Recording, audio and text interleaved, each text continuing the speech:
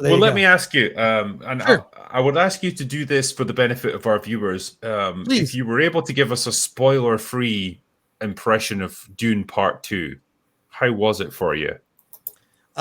It's fantastic. Okay. It's just, it raises the bar, and it's everything I would have hoped for a Star Wars movie, which is more adult in storytelling, it treats its audience with respect. It's borderline R-rated because of some of the deaths, in particular related to deaths which may take place on Giedi Prime, right, with the Harkonnens and Fade Rautha, nay Baron. So I mean, I'm in two minds about it, because I love the film. It's epic in scale. People comparing it to The Two Towers in terms of the epic nature as a war film is misguided.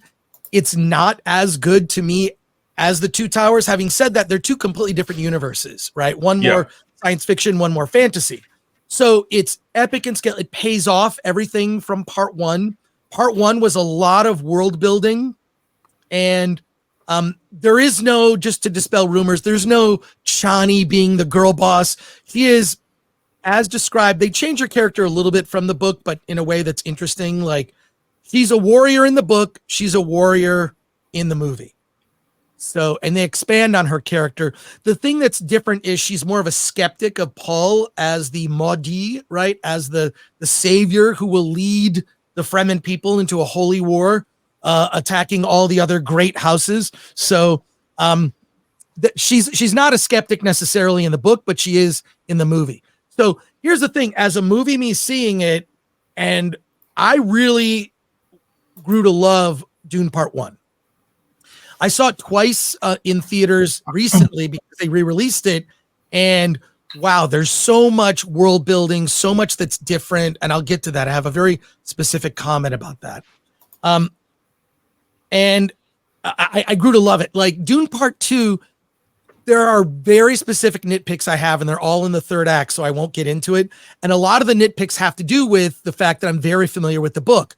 Read the book when I was 14. The lead character, Paul Atreides, is 15. I really connected to the book. I've read it about 4 times, including the audiobook, and then the other books up through God Emperor. So I almost wish, like, well, if I hadn't read the book, would I enjoy this more? And I think that may be the case. So I'm curious to hear what people who have not read the book, who've only seen the movie, only seen Dune Part 1, what they think. But yeah, so and before I get into anything, I want to say this that I appreciate about Denis Villeneuve and what he's done with Dune as a world. Filmmakers have become lazy. When you look at the original Star Wars, right, they have the plasma blasts. And then every movie copied that. And then there was the let's kit bash a bunch of models to make spaceships for our movie. Battlestar Galactica, Battle Beyond the Stars, a million other movies, right? Yeah. And Star Wars kind of set a template that lazily Hollywood just copied and hasn't advanced. What Denis Villeneuve has done with Dune and Dune Part 2 is change the language of science fiction, showing, one, it can be more adult in nature. I mean, there's sex in Dune Part 2. Oh, yes. Yes. Bene Gesserit bonin is a happening. Not with Zendaya, because that's just basically gay porn. Well, I mean, they change bits from the book. I mean, yes, they are intimate, right? But it's all romantic, as would be in like a classic Hollywood film. Nothing's graphic in that sense. The violence, though, borderline, if you extend the frame, I mean, there are graphic, horrific things that happen involving swords and knives, which I applaud. I'd like to see an R-rated version of this. But what's interesting is what Denis Villeneuve did with the use of shields, with the use of knives, and I'm not sure, he doesn't go into it so much in the movies, but in the books, they have these laser guns, right? And they're, as a laser would be in real life, it's just a beam of light, right? It's an intense beam of light that can destroy things. If you, in the Dune books, they get into this, if you use a laser gun against a shield, you're effectively committing suicide. It's like a chain. It starts a chain reaction. It's like a nuclear blast, basically. Correct. Yes. Yeah. But the only way to get through a shield is to do it really slowly, and that's why they develop a unique fighting style where when you're going to stab someone, you actually have to push the blade in really slow because that's the only way to get through the shield.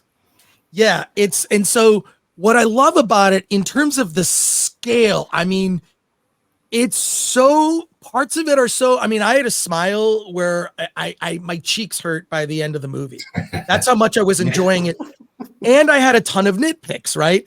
Is it? I mean, the original Dune book, published in 1965, is actually influenced heavily by Lawrence of Arabia, so you can see Denis Villeneuve going for that. Also, some of my other nitpicks have to do with the fact that it really goes into the world of the Fremen, the Harkonnens on Giedi Prime, and obviously, you know, you've got the Atreides and whatnot. And the Emperor you get a little glimpse of, right? But it doesn't go into the Spacing Guild, right? And the Spice, or you don't get. You're not going to see a third stage guild navigator. It's just not in it. But what I felt like the movie was also doing was setting up the Bene Gesserit series that's going to be on HBO. And I'm not going to get anything third act. They're setting up a third movie, which my guess, if I were to guess, because if you've read Dune Messiah, it's kind of an epilogue. It's like a novella. It's not even a full novel. It's very short. My suspicion is that he's going to combine elements of Dune Messiah and Children of Dune to kind of finish the story of the Atreides family. It's just, again, this is just speculation based on the ending. Totally sets up like a third movie.